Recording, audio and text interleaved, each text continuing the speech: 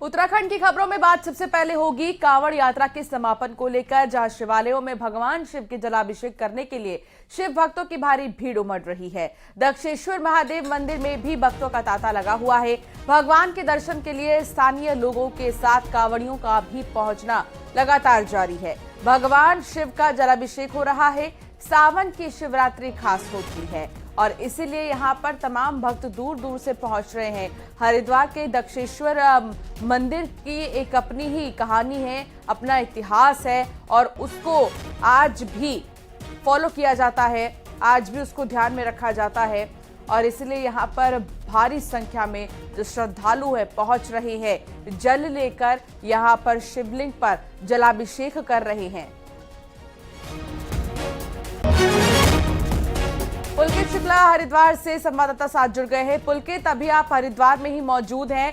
अब इतनी संख्या में, क्योंकि जो कांवड़िए हैं वो पहुंचते हैं हरिद्वार, बहुत से श्रद्धालु ये कामना करते हैं कि हरिद्वार के मंदिरों में जलाभिषेक करेंगे। ऐसे में प्रशासन की तरफ से क्या इंतजाम किए गए हैं और दक्षेश्वर मंदिर में क्या श्रद्धालुओं के लिए इंतजाम किया गया है?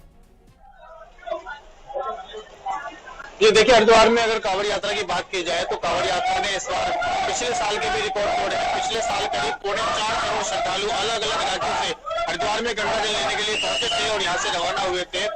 इस साल की अगर बात की जाए तो प्रशासन की ये एक आकलन था कि लगभग 5 करोड़ श्रद्धालु इस वक्त जो है इस साल हरिद्वार पहुंच सकते हैं, लेकिन इस बार कल तक का जो आंकड़ा प्रशासन की ओर से जारी किया गया है तो करीब 4 करोड़ श्रद्धालु यहाँ से गंगा जल भरकर जा चुके हैं और अभी ये सिलसिला इसी तरह से जारी है। अभी दूसरे राज्यों से आने वाले, हरियाणा, दिल्ली, पंजाब और अन्य राज्यों से आने वाले जो कांवड़िए हैं उनकी लाइनें हाईवे पर यहाँ पर लगी हुई है और उसके बाद लगातार वो गंगा जल भरकर यहाँ से वापस लौट रहे हैं।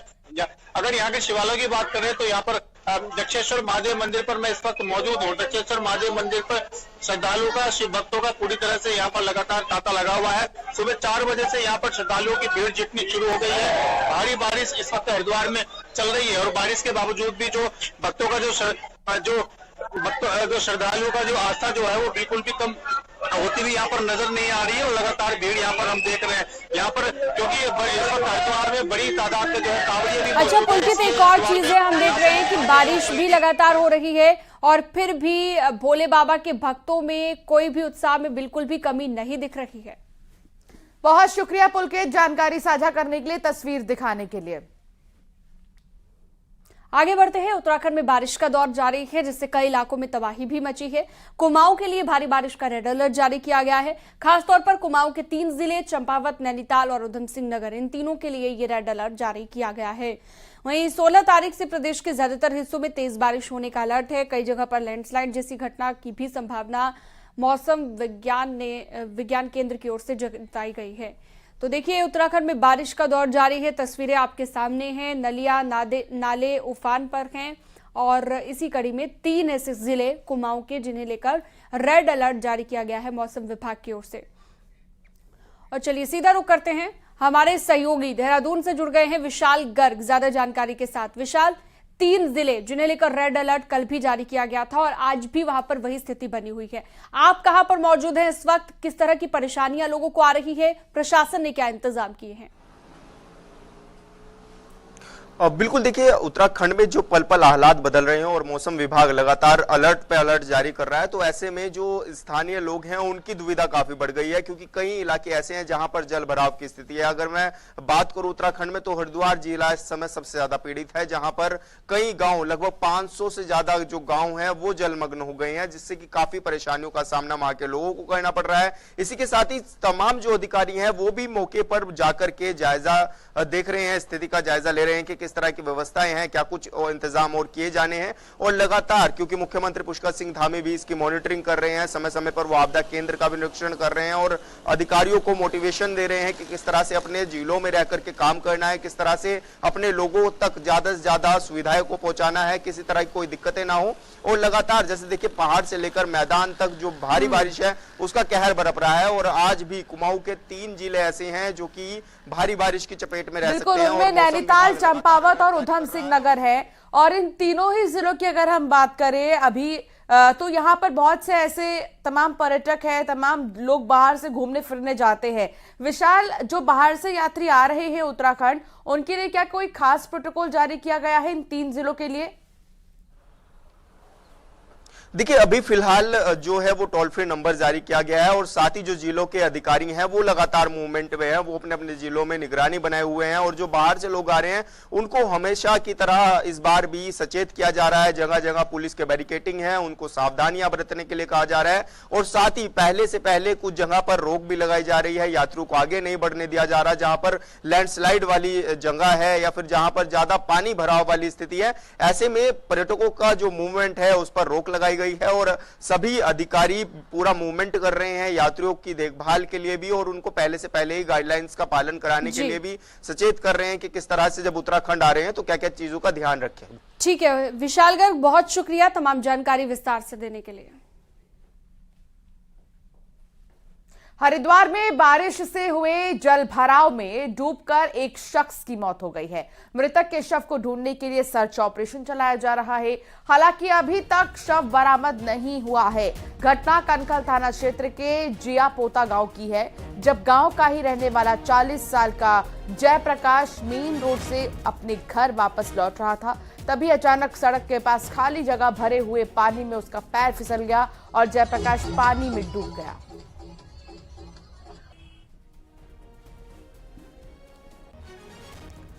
कोटद्वार में मालन नदी पर बना पुल खनन की भेंट चढ़ गया और अब इसे लेकर बड़ा खुलासा भी हुआ है। पीडब्ल्यूडी की ओर से पहले ही मालन नदी पर बने पुल को खतरा बता दिया गया था कि इस पुल पर अगर खनन किया जाता है तो वो खतरा पैदा कर सकता है। पीडब्ल्यूडी की ओर से कोटद्वार के 7 पुलों पर खतरा बताया गया था, जिनमें से मालन पुल एक था। अब अनदेखी का नतीजा ये रहा कि पुल की सुरक्षा के लिए बजट नहीं मिला और जिसकी वजह से बरसात में पुल ढह गया।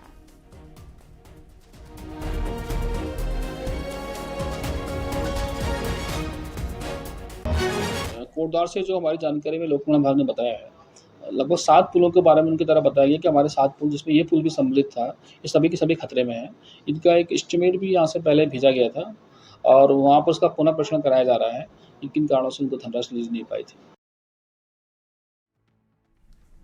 कोटद्वार में मालन नदी पर पुल ध्वस्त हो गया तो स्पीकर रितु खंडूरी ने अफसरों को फटकार लगाई। तो असर ये हुआ कि कोटद्वार और हरिद्वार में पुल की तत्काल जांच के साथ साथ राज्य के कई पुल सेफ्टी ऑडिट के लिए भी फरमान जारी किया गया। साहब, जिस कारण से भी गिरा हो, हम तो आपसे दीवार मांग रहे थे ना, हम तो आपसे मांग रहे थे कि हमें आप उसको ठीक करने के लिए दीजिए। ई के माध्यम से हमने 25 बार आप लोगों को लिखा है, मैंने आपको खुद लिखा है। This is very unfortunate mister Sinha. Kotdwar की विधायक और स्पीकर रितु खंडूरी ने 12 साल पुराने पुल के ढहने पर अधिकारियों को ऐसे ही फोन पर फटकार लगाई, जबकि ऐसा ही कुछ हरिद्वार में रोशनाबाद और बिहारीगढ़ के बीच पुल के साथ भी हुआ। स्पीकर की नाराजगी के बाद आनन फानन में दोनों पुलों की जांच के आदेश हो गए। दोनों ही जगहों पर वैकल्पिक इंतजाम के लिए 2 चीफ इंजीनियर भेज दिए गए। बिहारीगढ़ में वैली ब्रिज की तैयारी है तो कोटद्वार में फिलहाल ह्यूम पाइप के जरिए रास्ता बनाया जाएगा। एक मालन नदी का पुल कल गिरने की सूचना मिली थी, उसका एक पिलर डैमेज हुआ था और उसके जो कनेक्टिंग जो रोड था वो डैमेज हुआ है। तो उसका अल्टरनेटिव जो रास्ता था उसके जस्ट डाउन स्ट्रीम में 300 मीटर नीचे जिलाधिकारी ने बताया मुझे कि वो चालू कर दिया गया है। तो फंसे रहने की कोई ऐसी स्थिति नहीं है, वहाँ पे लोग चल रहे हैं, आ रहे हैं, जा रहे हैं, ट्रैफिक मूव कर रहा है। इस पुल के थ्रू जो यातायात चलाया जाना है उसमें नीचे से, पुल के नीचे से ह्यूम पाइप लगा के एक प्रयास किया जा रहा है। इतना ही नहीं, राज्य के सभी पुलों के सेफ्टी ऑडिट के आदेश भी जारी कर दिए गए और अगले 15 दिन में ये रिपोर्ट देनी होगी। हालांकि ये बात अलग है कि नवंबर 2022 में हुए सेफ्टी ऑडिट में राज्य के 36 पुल खतरनाक पाए गए। अब इनमें से कितने पुलों को सुरक्षित किया गया, इसकी रिपोर्ट शासन में कहीं नहीं है। देहरादून से न्यूज 18 के लिए सुनील नवप्रभात की रिपोर्ट। और चलिए आगे बढ़ते हैं। अब स्पीकर की नाराजगी के बाद एक्शन तो शुरू हो गया, लेकिन कई तरह के सवाल भी खड़े हो रहे हैं। इस बार बरसात के पहले ही झटके ने उत्तराखंड की कई सड़कों और पुलों पर कहर बरपाया है और क्वालिटी पर भी अब सवाल उठने लगे हैं। देखिए रिपोर्ट।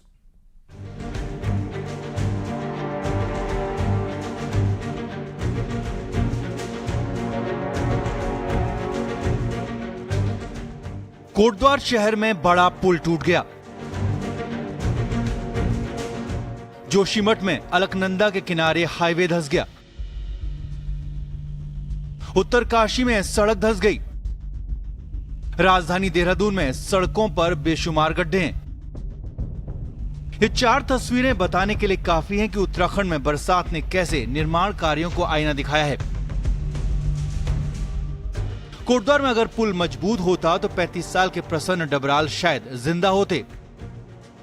गुरुवार को पुल टूटने से मालन नदी में गिरे प्रसन्न डबराल का शव शुक्रवार सुबह मिला। अगर पीडब्ल्यूडी सचिव आपदा सचिव की 1 साल में नींव टूटी होती तो आज पुल ऐसे न गिरता और एक युवा बेमौत न मारा जाता।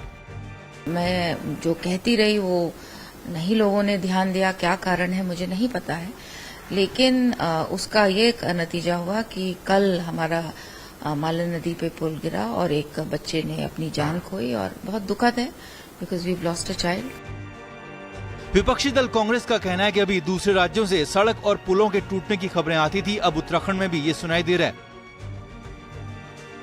पूर्व कांग्रेस अध्यक्ष गणेश गोदियाल कहते हैं कि क्या पीडब्ल्यूडी मंत्री सतपाल महाराज और क्या स्पीकर अफसर सबको अनसुना कर रहे हैं। जितने वहां से ये समाचार नहीं आते थे बिहार से, उससे अधिक रोज के समाचार तो उत्तराखंड से आ रहे हैं कि फला पुल टूट गया, फलानी सड़क धंस गई, फलाना पुल टूट गया। रोज के हालात हैं। विधानसभा अध्यक्ष जी ने फोन कर दिया, मीडिया में दिखा दिया कि मैंने फोन कर दिया, लेकिन कार्रवाई क्या हुई वो तो विधानसभा के अध्यक्ष हैं, वो तो पीठ से आदेश कर सकती हैं कि भाई इसमें जो भी दोषी साबित है प्रथम दृष्टया उनको सस्पेंड किया जाए। सड़क पर गड्ढों की शिकायत के लिए पीडब्ल्यूडी डिपार्टमेंट ने ऐप तैयार किया है। दावा किया है कि फोटो भेजने पर 1 हफ्ते में गड्ढा भर जाएगा।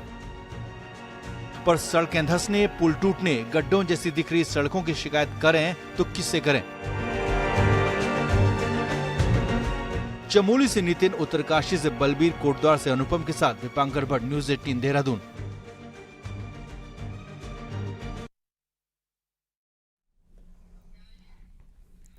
हरिद्वार के लक्सर में लोगों को बाढ़ के पानी से अभी राहत नहीं मिल पाई है। घरों और दुकानों में जमा पानी की हालत जस की तस बनी हुई है। यहां मेन मार्केट से लेकर रेलवे ट्रैक तक सब कुछ पानी ही पानी है। बाजार के जिन रास्तों पर रोजाना गाड़ियों की भीड़ रहती है वहां नाव चलती हुई नजर आ रही हैं।